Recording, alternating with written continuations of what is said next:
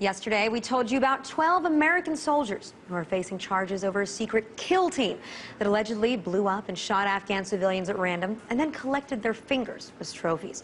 Now, 5 of these soldiers have been accused of conspiracy and premeditated murder, while 7 others are accused of covering up the killings and assaulting a recruit who exposed those murders when he reported other abuses, such as members of the unit smoking hash that they stole from civilians.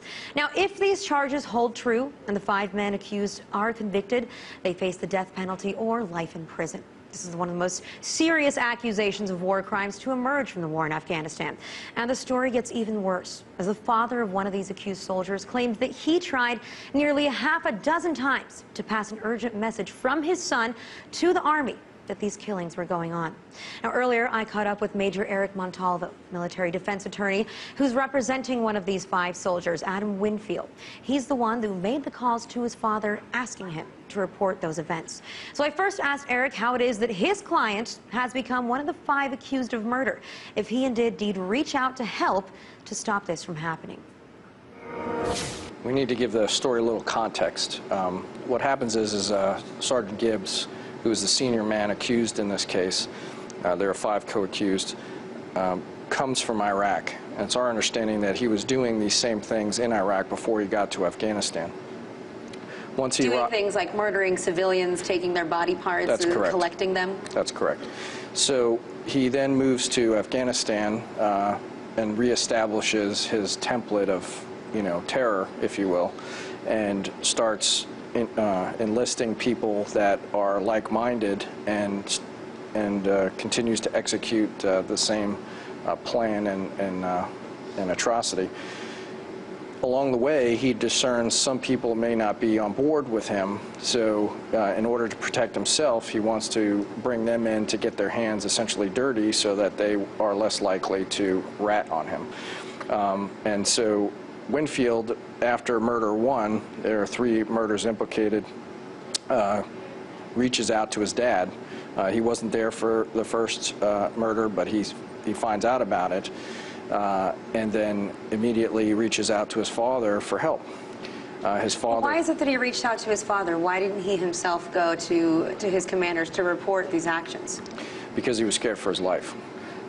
When you think about the combat environment, you think about the situation and the context in which he was operating within, this Sergeant Gibbs was basically in control of all of his access to senior people, to chow, to any of the things that are going on in a combat environment, particularly in a removed place or remote place in Afghanistan.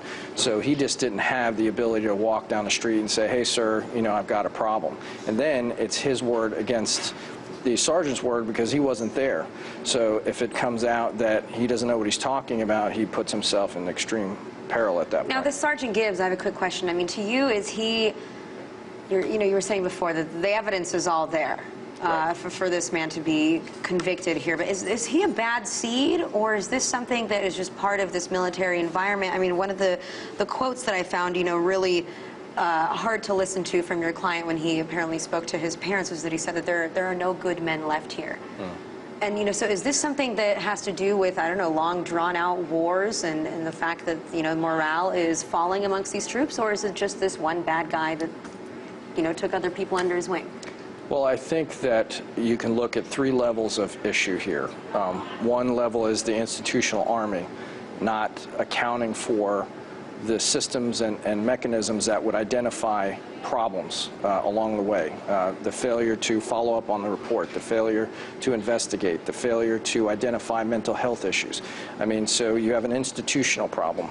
You have a unit problem. How is it that a platoon of people, young kids, are running around the countryside engaging in this type of activity and there's no direct supervision? Where are the officers? Where's the chain of command? Where is the daily supervision of these people to determine their mental welfare, their physical welfare, and the things that they're doing out there on the combat field with ammunition and running around?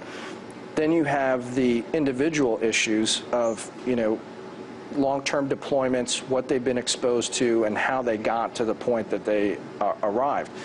Sergeant Gibbs, I don't know him personally, but I can say that, you know, if somebody is inclined to do something and then they are given an environment and context in which they can operate or act upon those impulses, you know, then you have a deadly combination, and I believe that's what happened. Sergeant Gibbs was predisposed to violence of this type of nature. He was given an environment and opportunity to do so, and he started acting on it and getting more aggressive over time. What does the military have to say about the fact that, you know, when Adam Winfield's father was calling and he spoke to certain officials, they told him to just lay low, wait until his deployment was over, and then to come back with the issue rather than tackling it right away when it was reported? Well, this is probably one of the most devastating circumstances you can ever envision. Your son, one of your children, reaching back to you from a combat environment and saying, "Dad, I'm in fear for my life." And it's not from the enemy. It's from one of your own soldiers. And so when the dad approaches the institution of the Army and addresses that, and they say, "We're not interested," he can't help his son. He can't get on a plane and fly out to the middle of a combat environment. So now you have a family in full distress, wondering what is going to happen to their son. You have the son not even able to, you know, exhaust any way out of this thing, and he's reached back to his dad, and his dad says, "There's nothing you can do. They're not interested in what you have to say." So at that point, what does he do? He's in survival mode. So he's got to do the best he can to survive in that environment. And like you said, at that point, when the third man was killed, or the third murder was committed, he was forced to shoot. Can you just explain? Sure. The circumstances under that are that, you know, Sergeant Gibbs was on a frequent, you know, search and seek out of, you know, opportunities to do the type of conduct he was interested in doing, which is taking an innocent civilian and placing them in harm's way and then killing them. He found an opportunity, you know, Winfield wasn't in charge of where he was going to be in the platoon, how he was going to be implemented on that day, what have you. He found himself directly close to Gibbs and Morlock. Gibbs gave him an order to shoot after he blew them up with a grenade. You know, he felt his life was in consequence, so he got down and went through the motions, shot above the man to get out of the situation, and, you know. How is this going to look for the U.S. In terms of, you know, our presence in Afghanistan, the war that we're fighting in Afghanistan, if these men are convicted? Well, I think, you know, justice does need to be served. I mean, you know, there are no clean hands in war. You know, people do wrong things. They do bad things.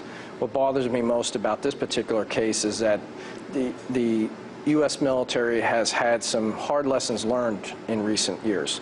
And, you know, as this war continues on, as the fighting continues on and the deployments, you know, there are mental health issues. There are a lot of concerns that are latent in this long-term conflict. And for us in the military, not to give the greatest scrutiny to the troops and the troop welfare and supervise on a daily basis and make sure we're getting it right is just a total failure of leadership. And you know, the Army really needs to take an introspective look at what went wrong here, because we cannot allow this to happen again. All right, Eric, I want to thank you very much for joining us and giving us some details on this case that definitely is just, it's horrific, this kill team that was going around collecting civilian body parts. Yes, ma'am.